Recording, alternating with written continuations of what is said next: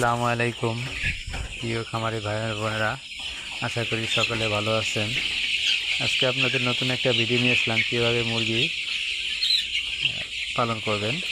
আমি গত একটা ভিডিও দিয়েছিলাম, ভিডিওতে 1 থেকে 10 দিন পর্যন্ত মুরগির একটা ওষুধের তালিকা দিয়েছিলাম। আজকে নতুন আরেকটা ওষুধের তালিকা দিব। 11, 12, 13, 11, 12, 13, 14 4 দিন ঠান্ডার একটা ডোজ করবেন। ডানোফ্লক্সাসিন আর সাথে পালমোকেয়ার দিয়ে, এবং 15 দিনের দিন মুরগির সাদা পানি খাওয়াবেন।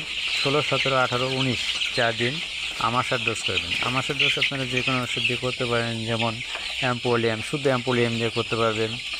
আবার যদি রক্ত আমাশা দেখা যায় সেক্ষেত্রে টলটাজুরিন সিপ্রোফ্লক্সাসিন দিয়ে করবেন। এটা 4 দিন।